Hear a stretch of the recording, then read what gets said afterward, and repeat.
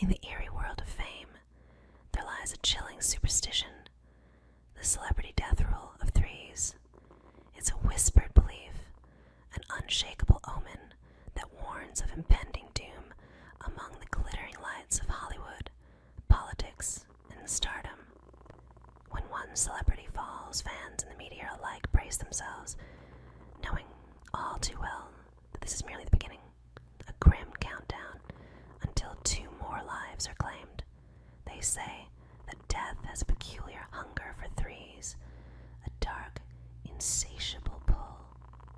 Once the first life is taken, a sense of dread seeps through the industry, thick and unrelenting, and the clock begins ticking, its silent chimes echoing like a death knell.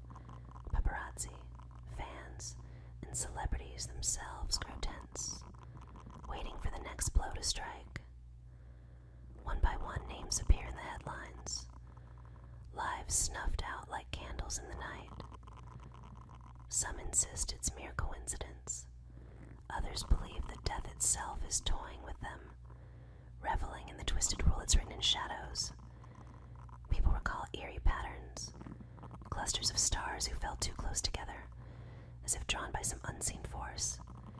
Musicians, actors, politicians, all succumb, as if they're unable to escape this chilling fate. Whispers claim that those marked by the rule feel an impending presence, a shadow lingering just out of sight. And as the third life is taken, the specter of the rule retreats, vanishing until the next cycle begins, leaving fans haunted by the pattern, their hearts heavy with fear. So next time you hear of a celebrity's sudden death, listen closely. You may feel the cold breath of fate, hear the ticking countdown, and wonder, who will be next? The rule of threes is always watching, an unseen predator stalking the world of the famous, waiting, calculating, until 3 more souls join its haunting collection.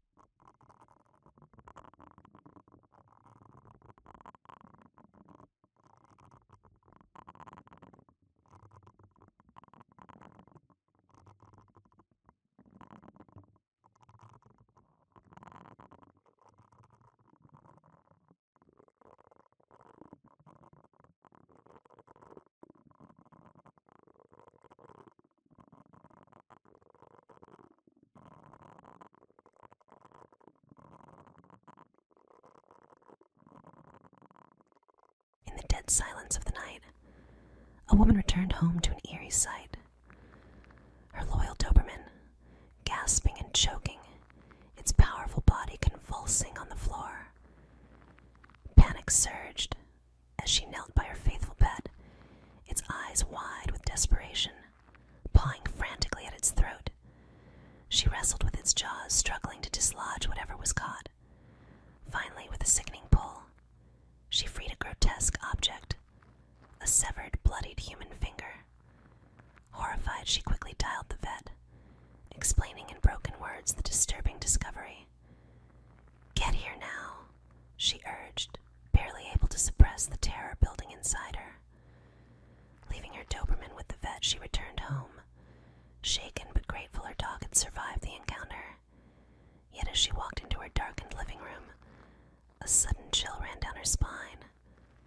Her skin prickled as if she was being watched. Then came a soft, almost imperceptible sound. Something dragging across the floor, moving closer. She reached for her phone, heart pounding, and dialed the police, whispering her fears into the receiver. When the officers arrived, they searched the house. In the shadows of her bedroom closet, they found him, a man crouched and clutching his bleeding hand, his face twisted in rage and pain, his gaze wild. Her Doberman had done more than just protect. It had bitten clean through the intruder's fingers, forcing him into hiding as he bled out in her own home, lurking only feet away. As they hauled the intruder away, the woman shivered, realizing how close she had been to unspeakable horror.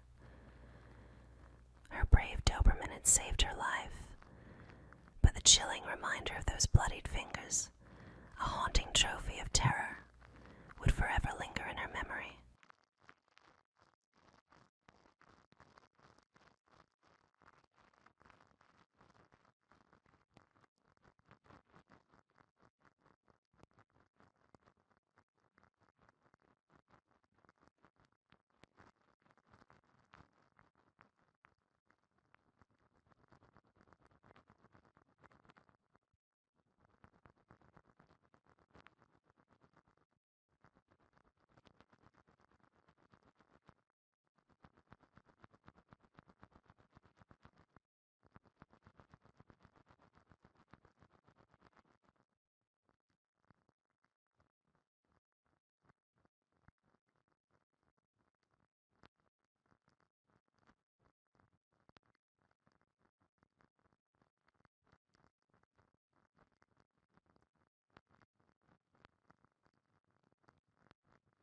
In the grim corridors of 1960s police stations, an eerie rumor began to spread.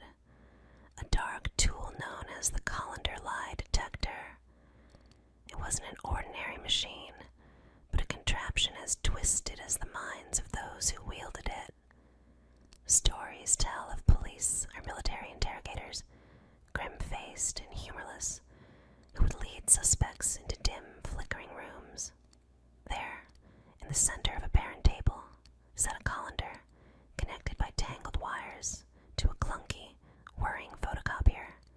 With cold hands and steely eyes, they would press the colander onto the suspect's head, the metal pressing down cold and biting. The suspect, bewildered and terrified, would feel every nerve prickling with dread, trapped under that metallic cage as the interrogators began their relentless questioning. For every answer, their eyes would narrow, scrutinizing the slightest twitch, listening to the hum of the machine as if it were an oracle. And then the moment of terror, the photocopier would sputter, lights flashing as it spat out a single sheet of paper. In bold, damning letters it read, "He's lying. No escape. No mercy." The suspect's denials would crumble under the weight of that simple, ominous phrase. Each lie printed like a final verdict, sealing their fate in ink.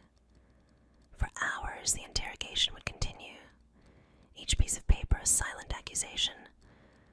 Those trapped by the colander lie detector soon broke, their confessions ripped from them by fear and paranoia, convinced the machine held powers beyond human comprehension. And while rational minds would dismiss this setup as a mere psychological trick, to those who lived through it, the memory of that cold colander and the whispering hum of the photocopier still haunts their darkest nightmares. They say that some suspects, after enduring this twisted ritual, could still hear the faint sound of that photocopier, a ghostly reminder of the machine that could see through lies and leave nothing but a trail of fear in its wake.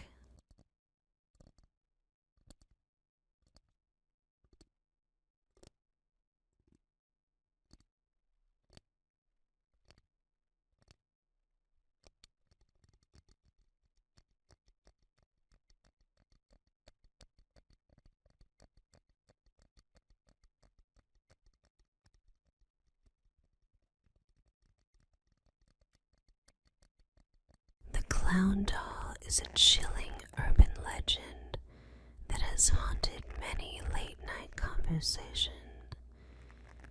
It starts with a seemingly innocent scene. A babysitter left alone with the children in a quiet, suburban home. In the corner stands a creepy, lifelike clown doll, its painted smile twisted, eyes too bright, frozen in a disturbing gaze. The babysitter, unnerved by the doll's eerie presence, calls the parents to ask if she should move it. But the voice on the other end of the line is calm, almost too calm, as they reply, "We don't own a clown doll."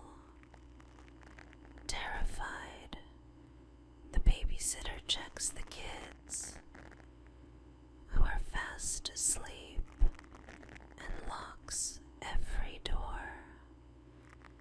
But in the dark silence, a faint sound comes from the living room, a soft scraping, like something moving. Heart racing, she creeps downstairs, only to find the doll gone. Before she can react, she hears footsteps behind her, a cold breath on her neck. The clown doll wasn't a doll at all. It was the murderer, disguised, watching and waiting for the perfect moment to strike. The horror. It's always been in plain sight.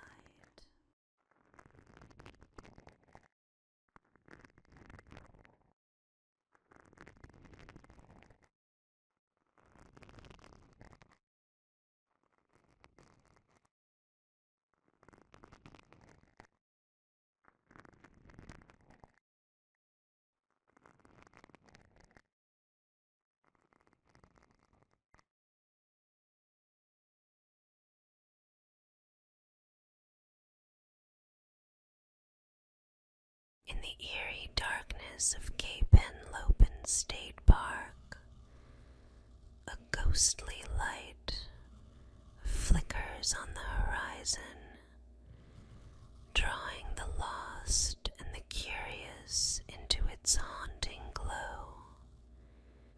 Known as the corpse light, this phantom flame lures those who wander too far from the path with a false promise of safety.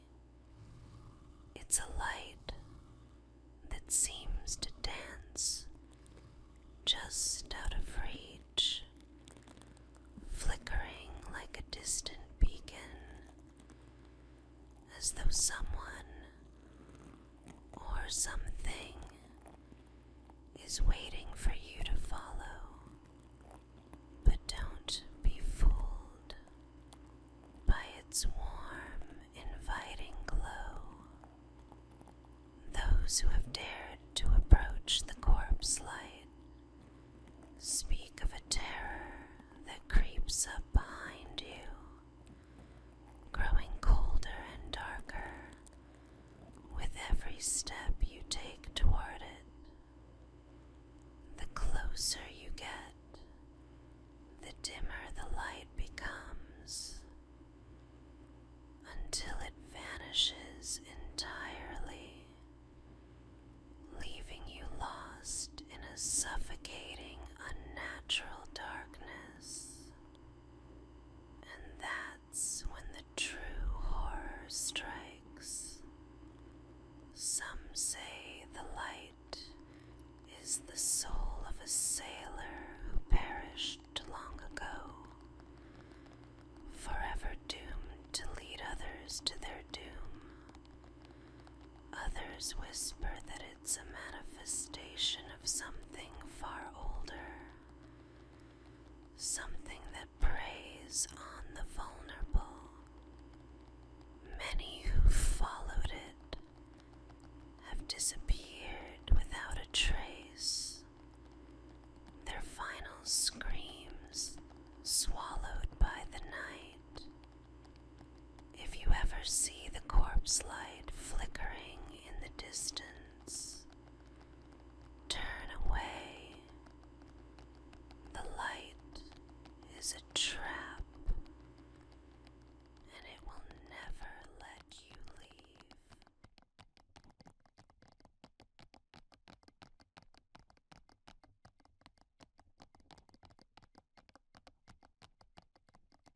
In the shadowy corners of Staten Island, a name whispers through the night.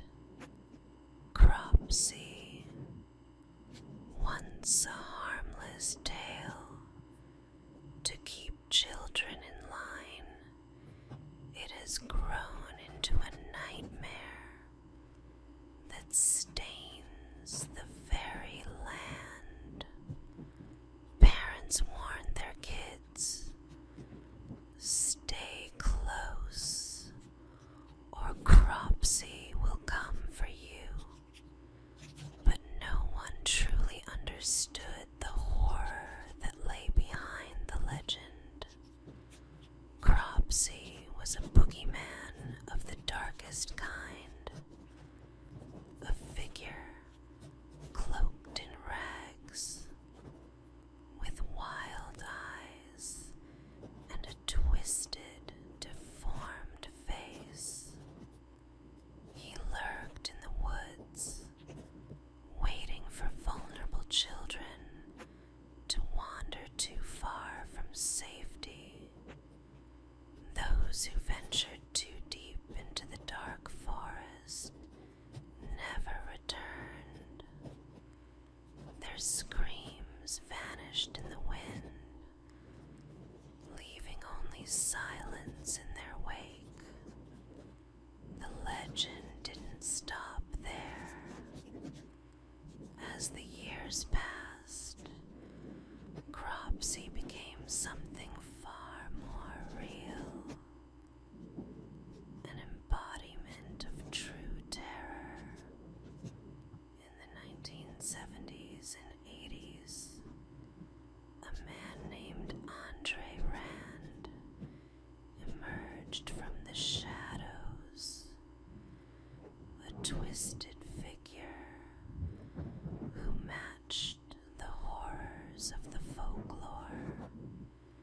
Convicted of kidnapping and terrorizing children, Rand was the real-life Cropsey. The monstrous figure in the legend was no longer just a story. It was flesh and blood, roaming the streets of Staten Island, snatching children one by one. Cropsey may still walk among us, his twisted presence forever haunting the streets where innocence once lived. And for those who strayed too far into the night, the darkness may still claim them, silent and hungry. In the 1950s, a haunting image began to spread across homes in Europe and beyond. A painting that seemed innocent at first, but carried with it an unspeakable curse. It was called The Crying Boy, a portrait of a tear-streaked child with eyes that appeared too knowing, too sorrowful. Painted by Giovanni Bragolin, a pseudonym for the Italian artist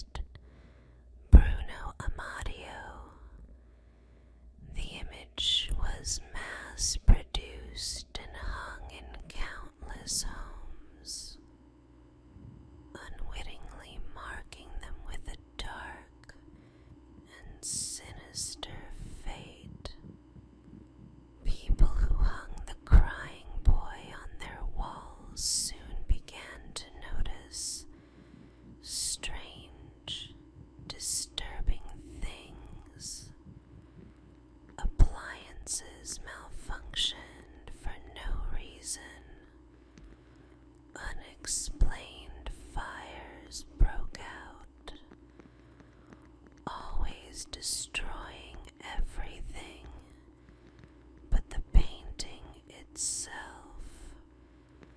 Houses burned to the ground, leaving the cursed child's face untouched, staring from the ashes, his tears glistening like drops of blood.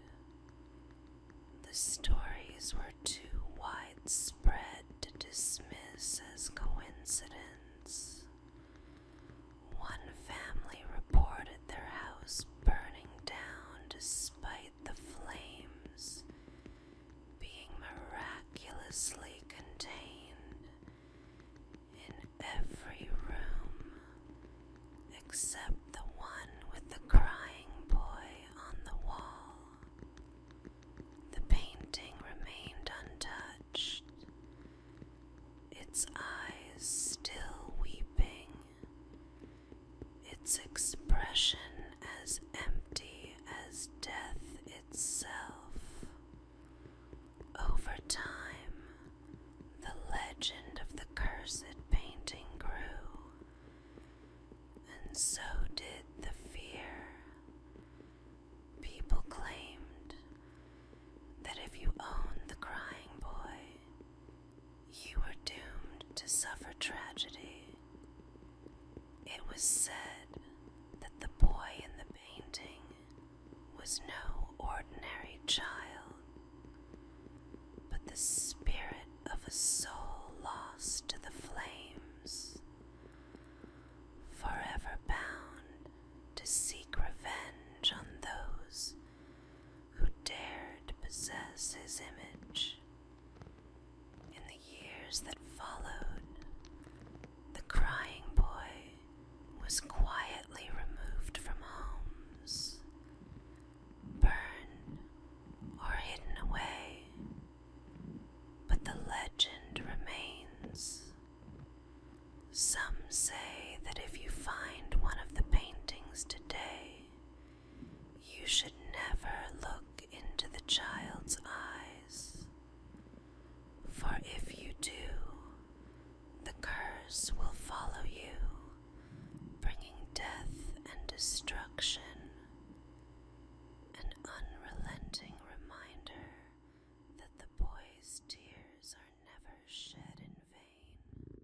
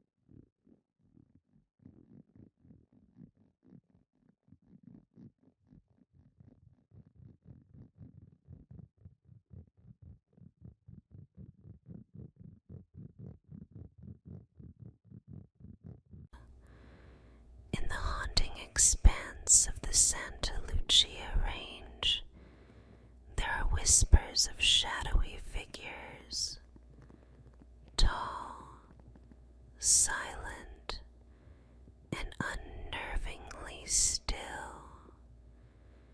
known as Los Vigilantes Oscuros to the early Spanish settlers. These beings are the Dark Watchers, a mysterious and terrifying presence that lurks in the high mountain peaks. No one knows who or what they are, but their chilling gaze has been reported by countless travelers who wander too close to the range. The Dark Watchers are seen at dusk. Their tall,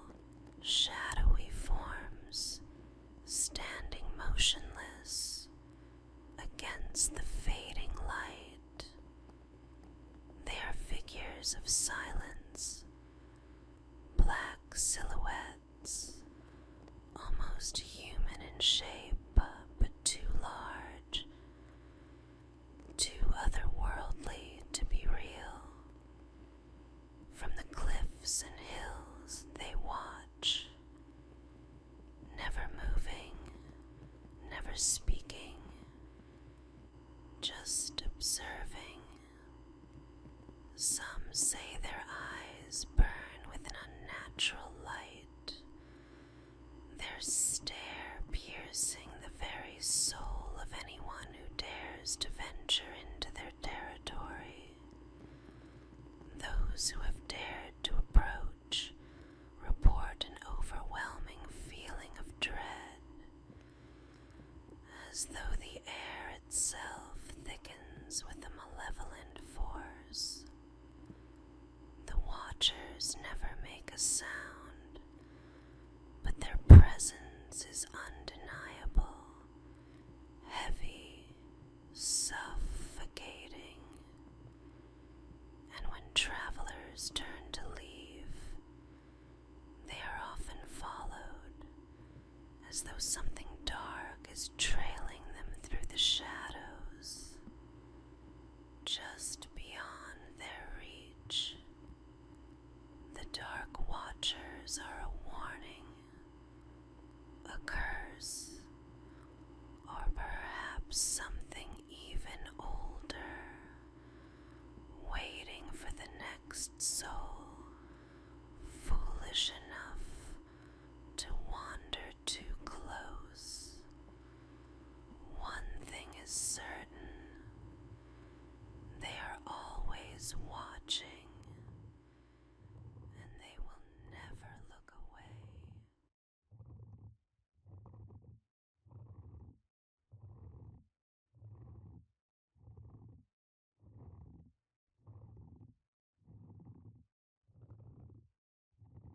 The tale of Anastasia Romanov's survival is whispered in the dark corners of history, a chilling story of a young duchess who slipped through the fingers of death the night her family was brutally executed in 1918. They say that as gunfire echoed through the cold, damp basement amidst the smoke and screams, Anastasia disappeared. She vanished into the shadows, leaving behind only confusion and a mystery that would haunt the world for decades. Sightings of a girl, fragile, with piercing blue eyes that seemed to carry the weight of unimaginable horrors, began to surface. She moved like a ghost across Europe, seen in train stations and dark alleys, always fleeing, always hiding. Her whispers told of betrayal, of tunnels under the palace, of guards who pitied her just long enough for her to escape. The people who found her swore that she spoke of things only a Romanov could know.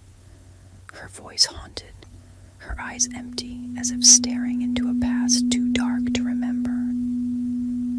But there was something wrong about those who claimed to be Anastasia. A darkness clung to them, a hint of madness behind their eyes, as though they had brought back something sinister from that night of blood and bullets. People wanted to believe, even as unease grew. Was it really her, or something pretending, something that had slipped through the cracks that night? The truth came out in 2007. Anastasia had never escaped. Her remains had lain hidden, separate from her family, but very much among the dead. Yet the legend persists, a ghostly reminder of a girl who for many will always be running, forever lost, forever trying to escape the horrors that claimed her family.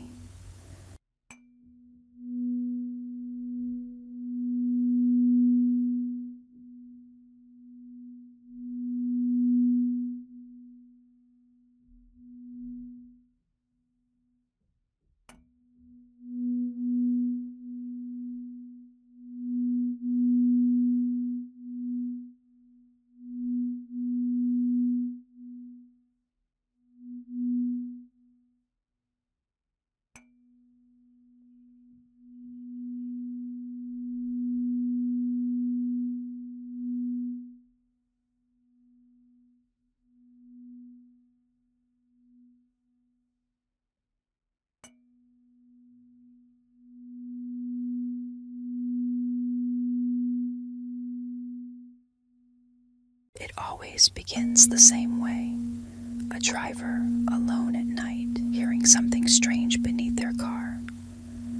A dull, grinding noise, a scraping that sends a shiver up their spine.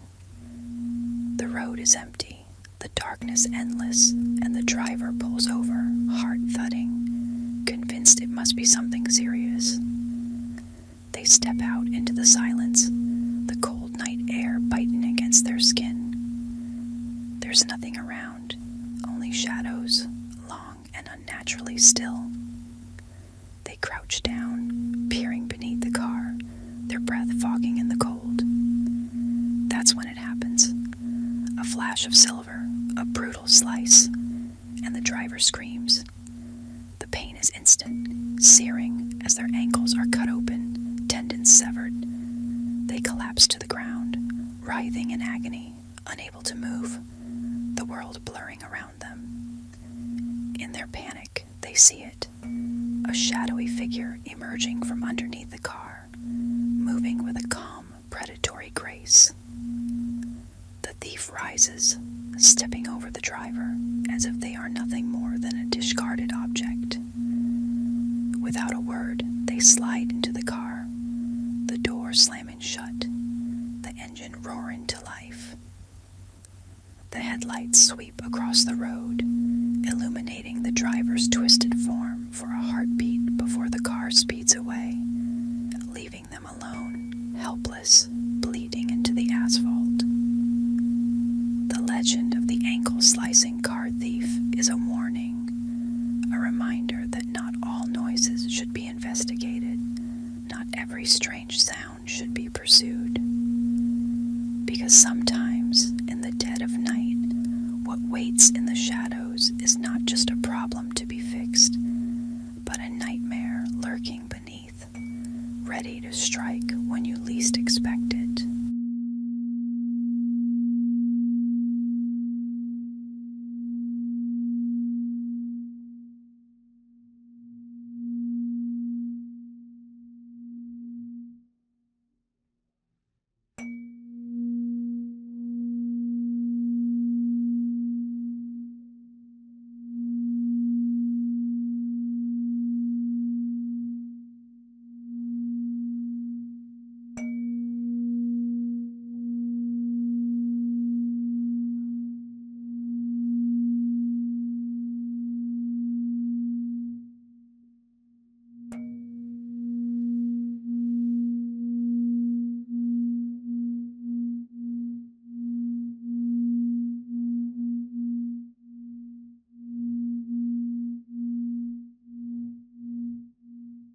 In the shadowed alleys of Greenock, Scotland, lurks a figure known only as the Catman, a creature half hidden in mystery and spine-chilling whispers.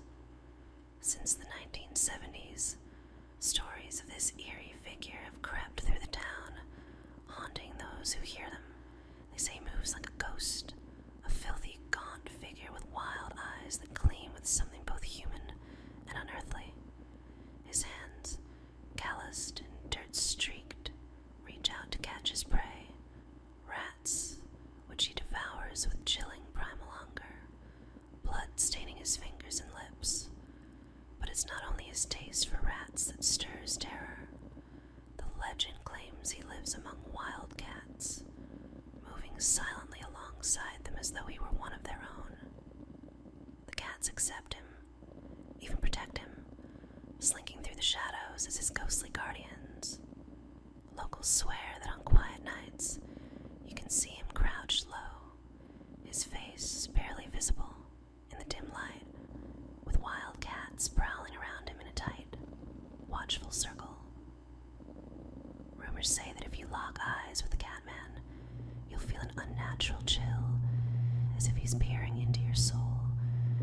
Some claim he was once a normal man, driven mad and feral by a life of solitude, or perhaps a restless spirit bound to Greenock streets.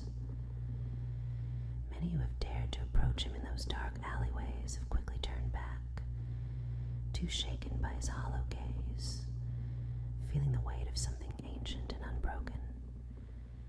To this day, People pass the alleys of Greenock with hushed steps, casting wary glances into the darkness, knowing the catman might be watching, his eyes glinting in the night, waiting, forever lingering in the shadows, more ghost than man, bound to the darkness alongside his feline companions.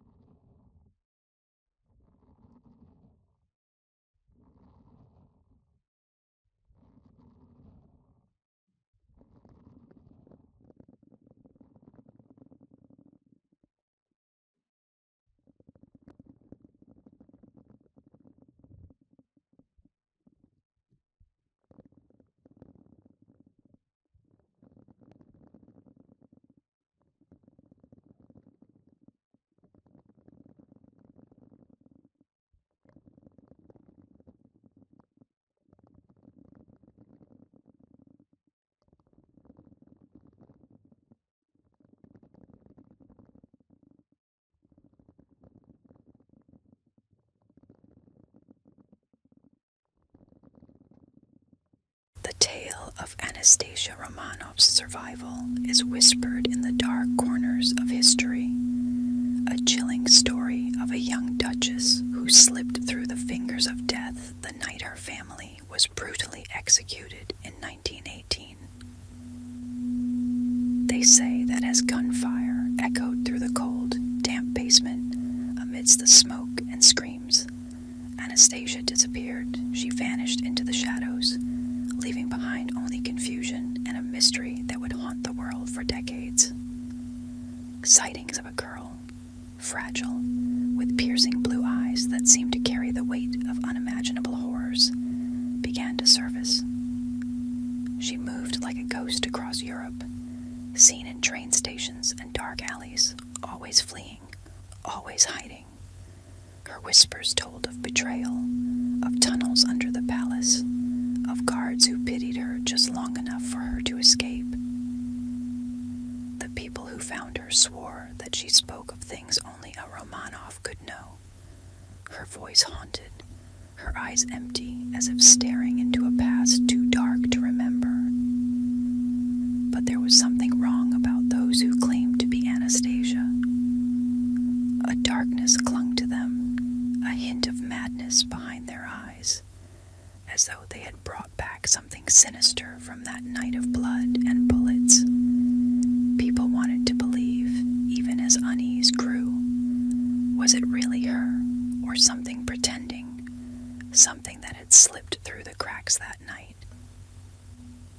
The truth came out in 2007. Anastasia had never escaped. Her remains had lain hidden, separate from her family, but very much among the dead. Yet the legend persists, a ghostly reminder of a girl who for many will always be running, forever lost, forever trying to escape the horrors that claimed her family.